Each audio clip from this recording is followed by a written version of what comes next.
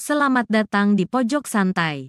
Sebelum Anda mendengarkan audiobook ini, kami menginformasikan bahwa channel ini adalah review audio dari buku yang ada di Indonesia. Untuk membaca keseluruhan buku ini, kami menyarankan membeli buku aslinya di toko buku kesayangan Anda, baik offline maupun online. Keberadaan channel ini dimaksudkan untuk membantu Anda mendapatkan pengetahuan dari buku-buku kesayangan Anda.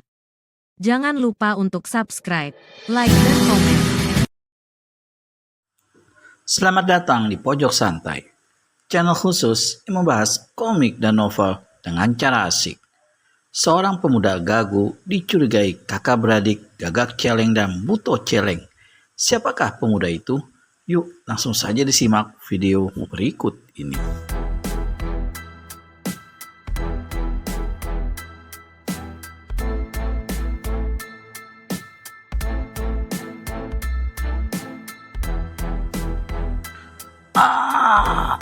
Buto Celeng menjerit kesakitan.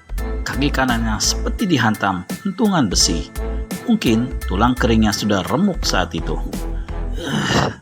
Jahanam keparat, bentak Gagak Celeng marah. Hei, kau apakan saudaraku? Lalu dia pun cabut pedang mata dua dari pinggang, langsung membacoknya ke bawah. Sreng!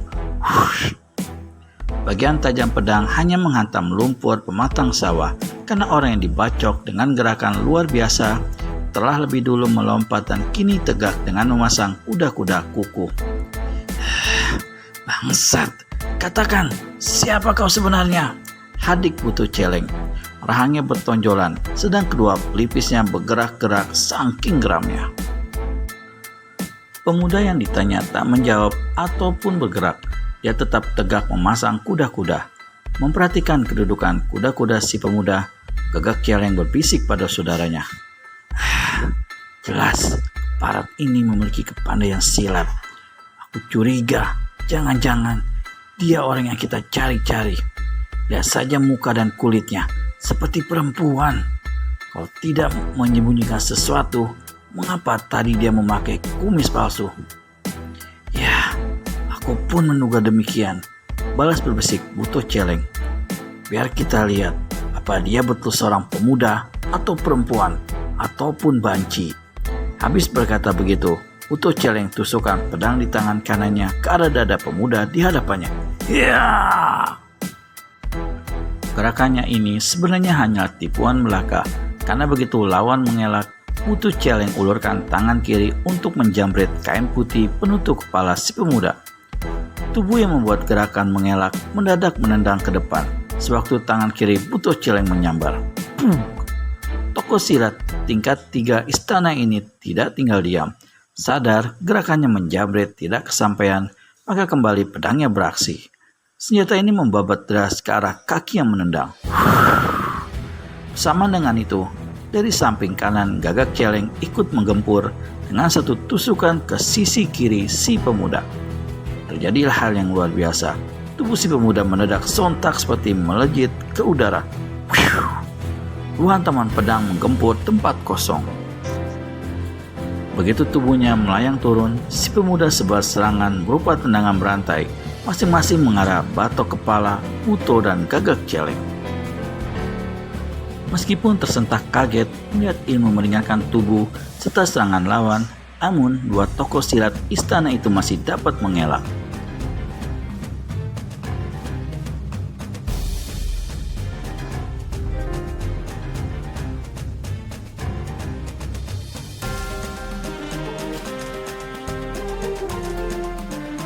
Malah begitu lawan baru saja menginjakan kedua kaki di pematang sawah, mereka kembali menyerbu dengan sebat.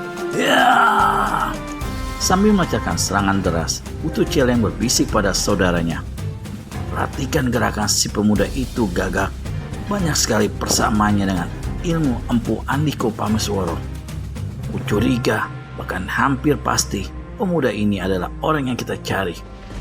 Ya, tadi pun aku sudah menduga, menjawab Gagak Celeng. Kita gempur terus, jangan beri kesempatan. Desak dia agar masuk ke dalam sawah berlumpur. Aku punya akal lain. Kita akan segera lihat apakah dia benar orang yang kita cari atau bukan. Apa yang hendak kau lakukan? Tanya Gagak Celeng pula, sambil terus bolak-balikan pedangnya menyerang lawan. Putu Celeng tiba-tiba berteriak, "Anak muda muka pucat, jangan kira kami tidak tahu siapa kau adanya. Jika kau tak lekas menyerahkan diri, niscaya kau akan menyusul gurumu ke akhirat. Tahuilah, kami adalah utusan dari istana. Sarang kediaman gurumu telah kami temui malam ini, dan Empu Andiko Pamesworo sudah kami bunuh." Paras pemuda berpakaian penuh lumpur itu mendadak tampak berubah. Dia membuat gerakan melompat mundur. "Masa keparat, kamu bunuh Empu Andiko katamu?" Putu Celeng tertawa bergelak. "Lihat, ternyata dia tidak gagu. Dan suaranya seperti suara perempuan." Menyambut Gagak Celeng, "Betul, dia memang perempuan. Dan dia pastilah Nawang Suri, putri raja yang berusaha menyusun pemberontakan." Si pemuda nampak tercekat karena terkejut mendengar kata-kata Putu Celeng tadi. Dia telah membuka suara yang berarti membuka rahasia diri dan penyamarannya.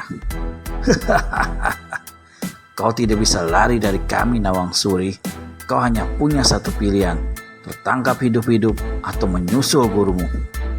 "Manusia-manusia durjana, jika kalian benar telah membunuh empu, kalian akan rasakan pembalasanku saat ini juga." Putu Celeng dan Gagak Celeng sambut ucapan lawan dengan tawa bergelak.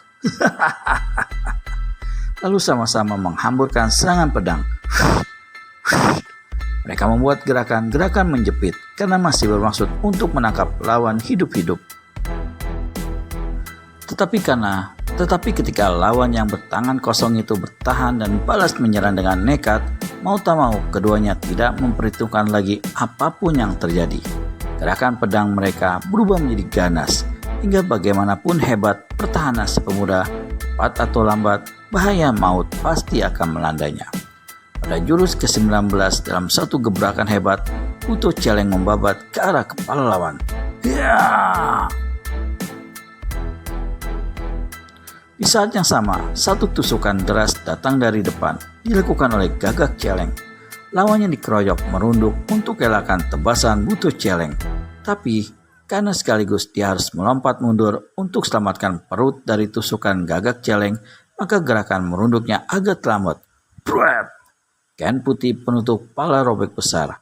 Rambut hitam panjang yang tadi tergulung di balik kain itu tergerai keluar. Kini si pemuda tak dapat lagi menyembunyikan bahwa dirinya sebenarnya adalah seorang gadis remaja, dan dia bukan lain memang Nawang Suri. "Kedok, mau benar-benar sudah terbuka, Nawang Suri," suruh Putu Celeng. Pegangannya pada hulu pedang semakin diperketat. Serangannya dan serangan adiknya bertambah ganas. Dalam kegelapan malam, di tempat terbuka di pesawahan itu tiba-tiba berkelebat pancaran sinar merah. Serentak dengan itu, dua tokoh silat istana tadi merasakan ada hawa panas yang menyambar. Keduanya seperti terdorong ke belakang oleh satu kekuatan dahsyat yang tidak kelihatan. Memandang ke arah tangan kanan Nawang Suri, terkejutlah keduanya dan berseru hampir bersamaan. "Hah, keris Mustiko Geni!" Kedua tokoh silat istana ini merasakan dada masing-masing bergetar keras. Keris Mustiko Geni bukan saja merupakan senjata tumbal dan lambang tahta kerajaan, tapi sekaligus merupakan satu senjata sakti luar biasa. Dan kini senjata itu ada di tangan lawan.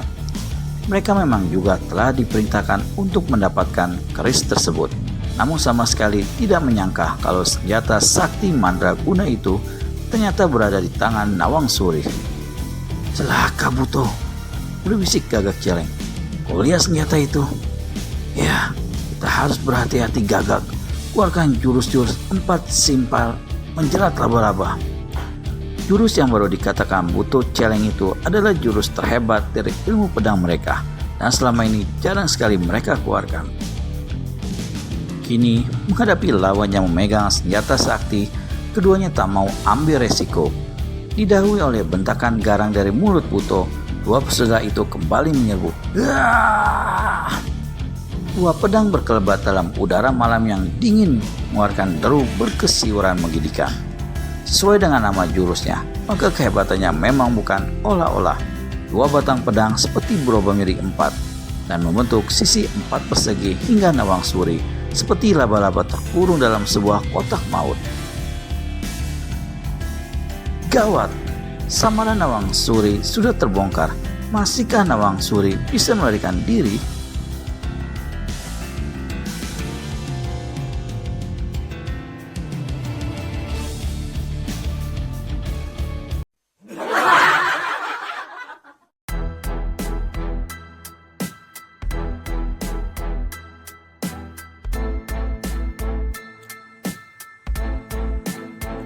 Dua pedang berkelebat dalam udara malam yang dingin, mengeluarkan deru berkesiuran menggigitkan. Sesuai dengan nama jurusnya, maka kehebatannya memang bukan olah-olah. Dua batang pedang seperti berubah menjadi empat dan membentuk sisi empat persegi hingga nawang suri seperti laba-laba terkurung dalam sebuah kotak maut. Mampus! Teriak Buto Celeng. Pedang di tangannya membabat ke leher. Putus nyawamu! Teriak Gagak Celeng tak kalah garang dan pedangnya menusuk ke dada. Dalam gelap malam tiba-tiba membeset sinar merah. Udara di tempat itu mendadak menjadi panas. Awas, hantaman keris! Memberi ingat Buto Celeng, tapi terlambat. Trang, trang! Bunga api memercik dalam gelapnya malam. Buto dan Gagak Celeng merasakan tangan masing-masing bergetar keras. Ada hawa sangat panas menghantam ke arah mereka seperti memanggang. Keduanya melompat mundur 4 langkah. Ketika memperhatikan pedang di tangan mereka, mereka tersentak kaget dan pucat. Kedua senjata itu telah patah buntung disambar keris Mustiko Geni. Luar biasa dan hampir tak dapat dipercaya oleh tokoh istana itu. Bagaimana sekarang? Kalian masih inginkan menangkapku? Bertanya Nawang Suri dengan nada mengejek. Gadis pemberontak. Apa kau kira kami takut? Bentak Buto Celeng. Tapi untuk sesaat, dia tetap saja tak bergerak di tempatnya. Lalu dia berbisik pada saudaranya. Gagak, kita harus merampas keris itu lebih dulu. Kalau tidak bisa berabe. Kau menyerang dari kanan, aku dari kiri. Dua tokoh silat istana itu dengan andalkan ilmu meringankan tubuh tingkat tinggi yang mereka miliki berkelebat cepat. Masing-masing juga kerahkan tenaga dalam pada dua tangan. Memang, hanya dengan mengandalkan kecepatan gerakan serta kekuatan tenaga, mereka bisa menghadapi lawan yang memegang senjata sakti luar biasa itu. Meskipun demikian, ternyata tetap saja Buto dan Gagak Celeng mengalami kesulitan. Setiap keris menyambar, sinar merah berkiblat menggigitkan dan hawa panas memapas ke arah keduanya. Setelah beberapa kali mencoba dan tetap gagal, keduanya merubah siasat. Sambil menjaga jarak untuk menghindarkan tusukan atau sambaran keris, Buto dan Gagak Celeng lepaskan pukulan-pukulan tangan kosong jarak jauh. Sekaligus mereka mengurung rapat karena bagaimanapun juga mereka tak ingin Nawang Suri lolos. Justru hal ini membuat mereka jadi celaka.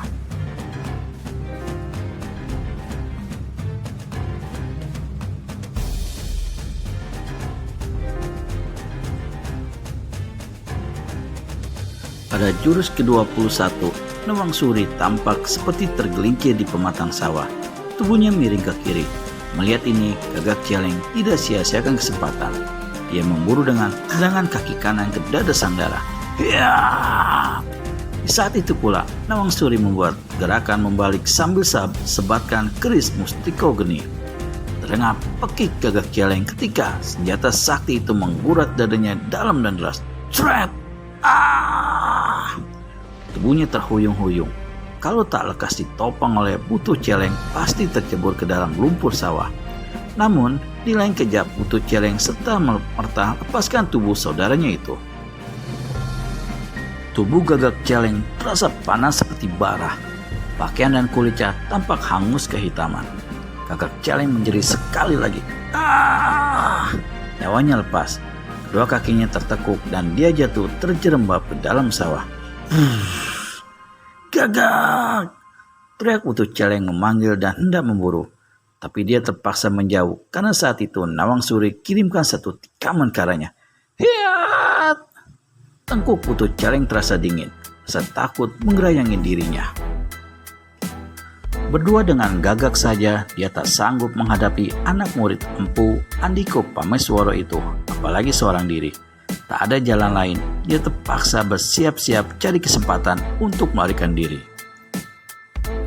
Namun pada saat kesempatan muncul, mendadak terdengar suara seruan dari arah timur. Sungguh memalukan, dua tokoh silat istana berkepandaian tinggi tidak mampu membereskan seorang gadis kecil. Begitu seruan lenyap, sesosok tubuh muncul dari kegelapan malam dan tegak di kanan Putu Celeng. Merasa dihina, Putu Celeng semula hendak membentak marah. Tapi, sewaktu dia berpaling dan melihat siapa adanya, orang yang barusan datang itu langsung saja dia tegak dengan sikap hormat. Kiranya orang gagah, Sindu Kalasan, tokoh kelas 1 bergelar Datuk Tongkat dari Selatan. Orang yang ditegur batuk-batuk beberapa kali. Dia berdiri dengan tangan kiri berkacak pinggang, sedang tangan kanan menimang-nimang sebuah tongkat bambu sepanjang 7 jengkal. Tongkat bambu ini berwarna kuning dan besarnya hanya sejari telunjuk. Diam-diam, Putu Celeng merasa gembira. Dalam keadaan seperti ini, siapa yang tidak senang melihat munculnya kawan sendiri? Datuk Tongkat adalah tokoh silat istana pertama dan merupakan orang ketiga dari Hulu Balang Istana.